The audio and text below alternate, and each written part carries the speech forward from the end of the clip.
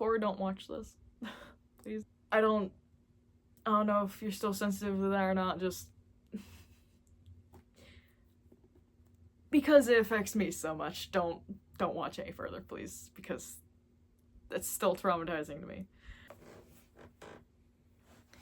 Hey guys, my name is Solarsammyyt, and you asked for it, so I'm doing it. Welcome to book reviews. I'm only reviewing books I have read, not like what some YouTubers do and just like tell you about a book and then spend like all this time reading it and have a montage of them just reading it, because why would I do that? I'm not weird. I read like a normal person, just start a book and then forget about it for months and then continue and then finish it. Yeah, anyways, let's get right into it. I only have 2 books for you today. So that being The Undrowned by K.R. Alexander. And this was not really a horror book, it was more of just, I guess, frights. It's kind of like Goosebumps, a little bit. So it's about, I could read you the, description. Into deadly, into deep. Don't know why that's part of the description, but okay. So Samantha and Rachel used to be friends. They're like in middle school or something. And then Rachel betrayed Samantha, deciding to make her life a living nightmare. The only part I don't remember is if she like became Samantha's bully or something. And then one day they find themselves in a fight by a lake, which that oversells it. It's not really a fight. It's more of a quarrel. And then Samantha pushes Rachel and watches Rachel fall back into the water and she drowns. And then the next day, Rachel shows up to school as if nothing happened, and now she's the one who wants to make her former friend's life a living nightmare. So basically,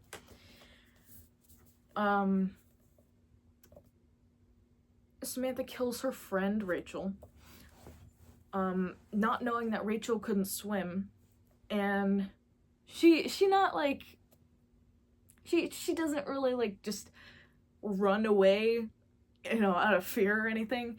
She like stands there like over the dock and it's like waiting for Rachel to come back up. Minutes are passing by, seconds are passing by, minutes are passing by, an hour. She hasn't come up yet. Okay, now she's starting to worry, and then she kind of just gives up and goes home. I don't remember if Rachel's stuff is like still on the dock or if she like threw it in the water with her or not. But yeah, so basically before we get to that part, it's a you know, like normal school book, not normal like starting off at school thing, and then they end up at the lake, and then that happens.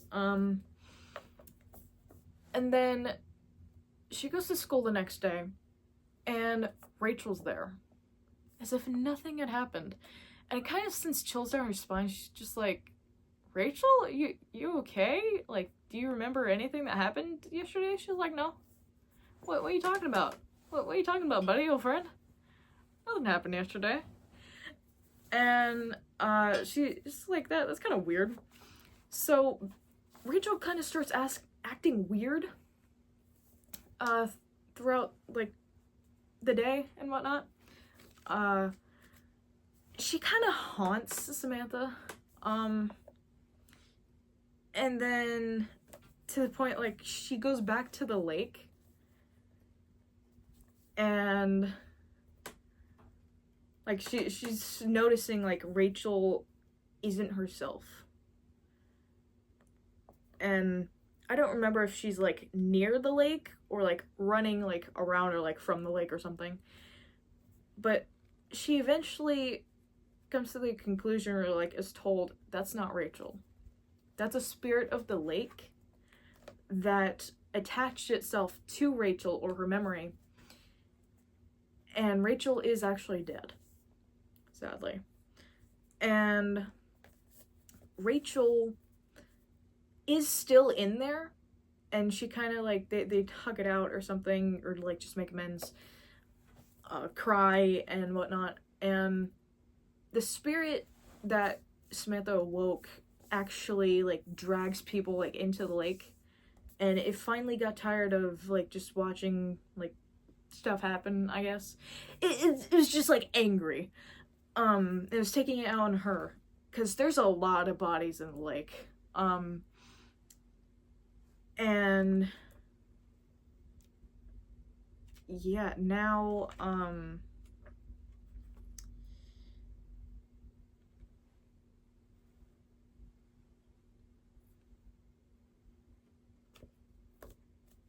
it goes back to the lake.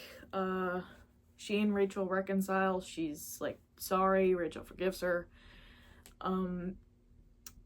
She drags her sketchbook back in the water. Definitely didn't just read that just now off the page, because I definitely didn't remember. Definitely not.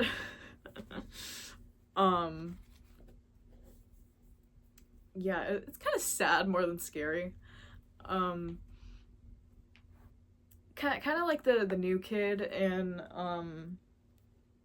Fazbear Frights. Like it's more sad than scary, or Fetch, or To Be Beautiful. And then I guess it just leaves Samantha and like everyone else alone. Okay, I guess it's at peace or something. Or Rachel is controlling it, I don't remember. So I read this like, I think a year ago or something. But yeah, I would definitely recommend it. Yeah, cool.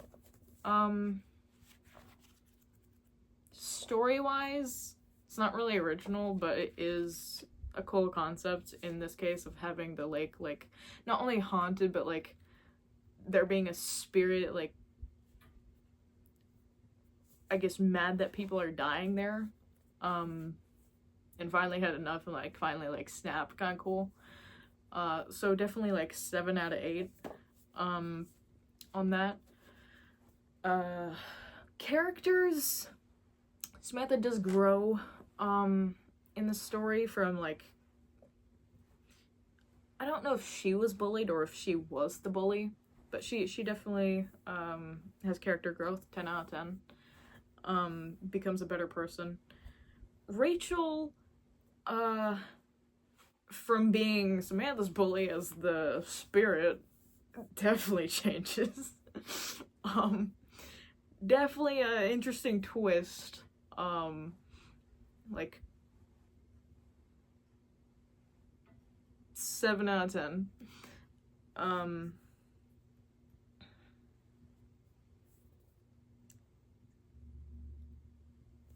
The imagery is definitely a 20 out of 10. Like it really drags you in, quite literally. Yeah. So I would have to say I would give this a 34 out of 10. I do grade chaotically, so I'm just adding up the numbers from the randomized numbers out of 8, 10, 20, whatever, on the randomized categories I put in this, and then adding those up and putting it over 10.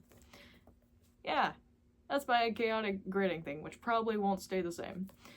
So that's The Undrowned. That took 9 minutes. Okay, small book, small analysis, cool. Next book. This one was a roller coaster. I think I remember this one the most because I read this when we were in Hawaii like a year or two ago. This is We Were Liars by E. Lockhart.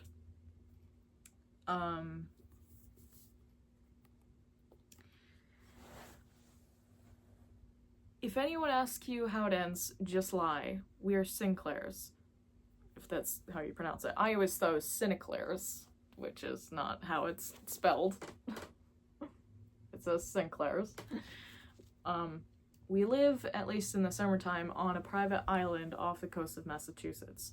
Perhaps that is all you need to know, except that some of us are liars. So there is a sequel to this I am kind of still reading. It's called,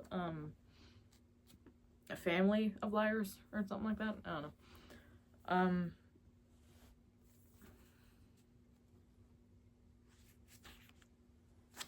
Hang on, is it? Yeah. Okay, so basically it starts off with, hang on, what are these characters' names again?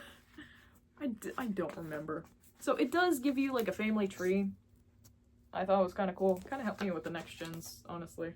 Like, oh yeah, they need a family tree. Cool. It also gives you a map, like many fantasy books do, of the area you're on, or in, or near, or whatever. It's, Beechwood Island, Massachusetts. Really cool. So Harris and Tipper are the grandparents of the main character. Carrie is aunt number 3. Bess is Bess is aunt number 2, and Penny is the main character's mother. Cadence is the main character. Mirren is Cadence's cousin. Liberty and Bonnie are their younger cousins, and Taft is their younger cousin, those 3 being related to Mirren. And Johnny is Cadence's other cousin, and Will, who's Johnny's brother, is, I think, her younger cousin too.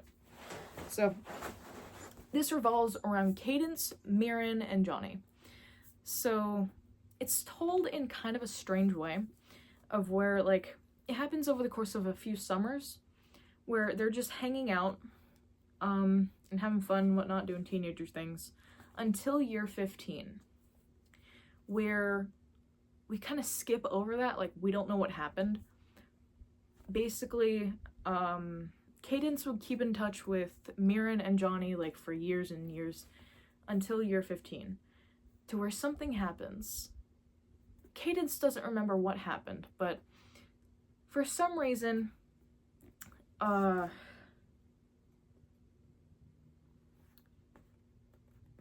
Claremont, the main building, I think it's where Tipper also lives,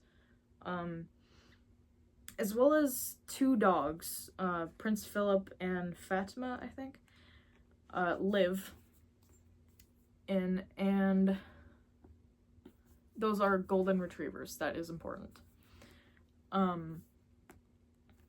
So Claremont is destroyed in a house fire, along with the dogs. We don't know why, don't know how. Just the dogs died, the house is gone.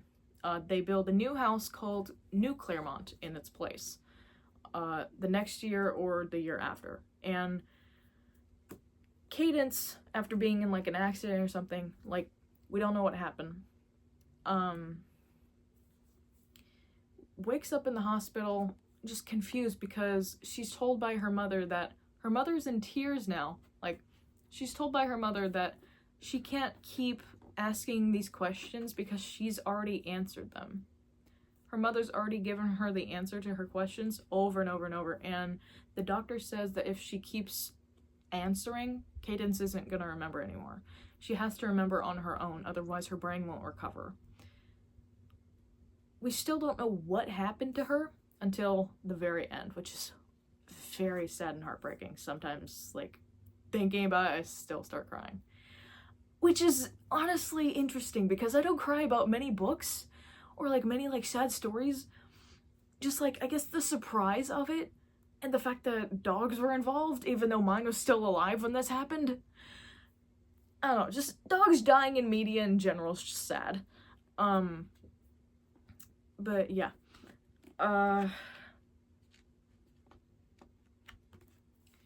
So basically, Cadence is so confused why Johnny and Mirren just never respond to her emails or anything until that summer when they meet up again. And they kind of just tell her, like, hey, we can't, like, tell you that you have to remember on your own. Your mom said, like, you have to remember, and she just doesn't. And she kind of goes schizo for a second. Like, for a hot minute, she's kind of schizo, where she's, like, needing to take pills, like, something about this witch or whatever is, like, trying to kill her or something. I don't know. It's not real. And basically, no one in the family acknowledges that anything happened.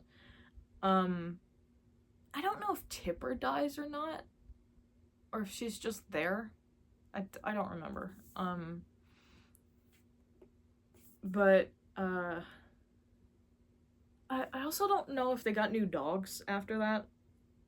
Like, I feel like they did. I feel like they did get new golden retrievers after that happened. Because Cadence definitely, like, says, like, hey, what happened to the dogs? Like, they're kind of not around. And then they reveal, like, they died. That the dogs aren't here anymore. I don't know if they said in the house fire or not. I think it's kind of implied, though, because, you know, a house fire happened.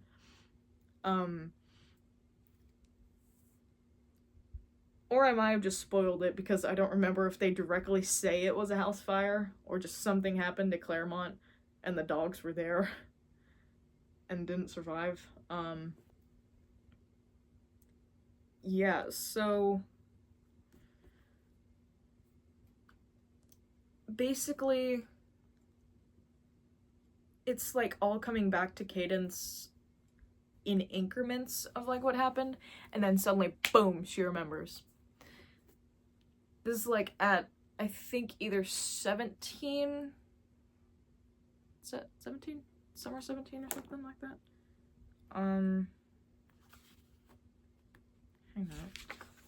Hang on. So she does suffer from migraines.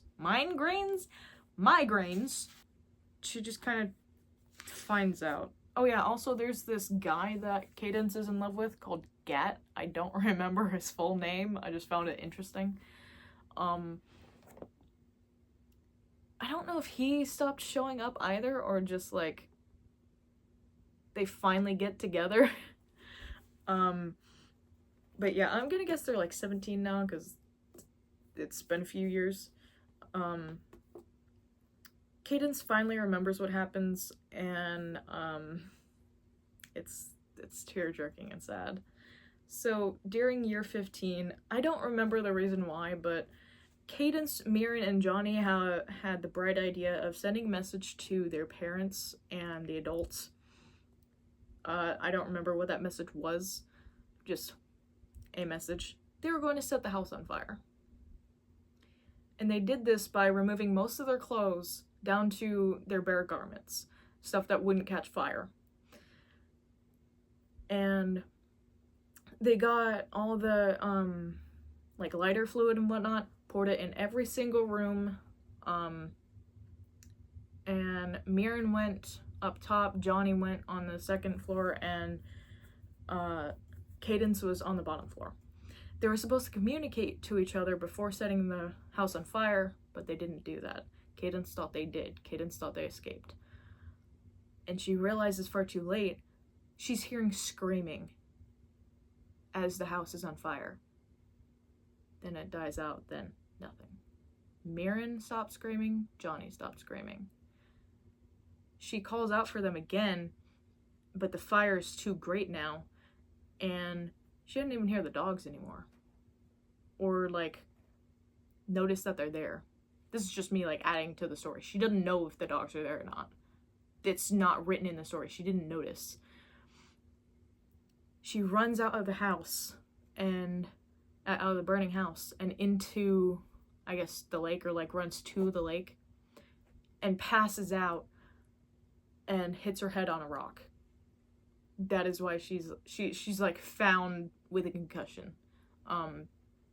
She initially thinks when she wakes up like she got mugged or something, or like she washed up and shore. Like her initial thought is there was an accident in the water that led her there, not like she ran or something. And like she was confused why no one was there. So then when all of this comes back to her, she remembers the dogs were in the house. Mirren and Johnny died in the fire, as did the dogs. That's why the dogs are no longer around. That's why she's only either hallucinating or seeing the ghosts of Mirren and Johnny. Because apparently in this universe, even confirmed in the sequel, ghosts are a thing in this series. Because Johnny's mom, Carrie, interacts with him when he's a ghost. He's like 15 forever or something. So she's actually seeing Mirren and Johnny. They're just not alive anymore. So like whenever she would not be with them, they had to go like back to heaven or something, or back to the spirit world. I don't know. They couldn't remain on Earth like forever as spirits. They had to keep up the facade that they were still there, but couldn't tell Cadence until she figured it out herself. And then when she did, she confronted them, and I think they cried or something. And I think Cadence watches them basically walk back into the spirit world. Which is kind of weird because in the second book it picks up with, like, from Carrie's POV of Carrie talking to her son, who is now dead, as a spirit, just like, I guess telling him the story of her life or something like that, or like what happened to her on the island before any of them were born. Yeah, basically just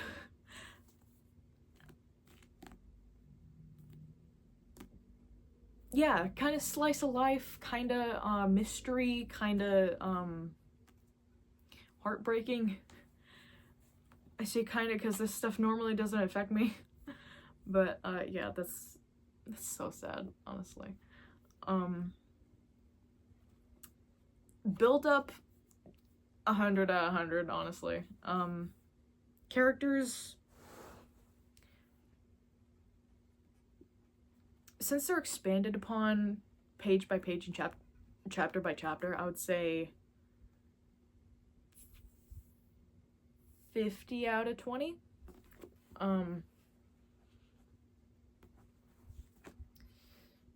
Overall story, immaculate. 100% out of 100.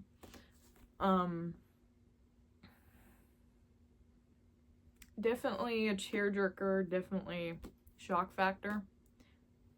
I was definitely gaping at the page, like continuing to read. So 10 out of 10.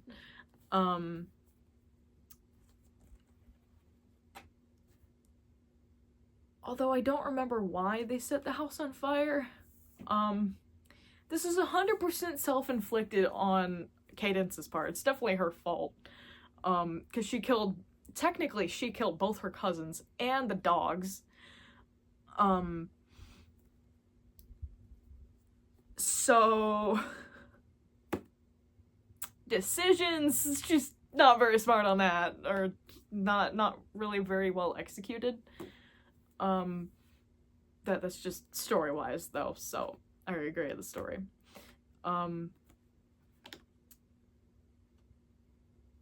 Yeah. Definitely worth the read. I would definitely recommend it. What were the numbers I said again? It's like 200, so 200, 50, so 250, 260. I'm just gonna say 260. I don't know if I said points or out of 10 or for the other one, but 160. Definitely read it. You can find it at Walmart or Target. I don't remember which one I got it at. Yeah. Anyways, that's all I have for you guys today. So we have a 34 and 160. Don't know what to do with that. It's probably not how I'm gonna operate the next book review or whatever. By the way, if I have on the same outfit, like in 3 videos in a row, let's say, it's all filmed during the same day. It's just that. Anyways, my name has been Solarsammy. There's nobody really here, and I'll see you all next time. Bye!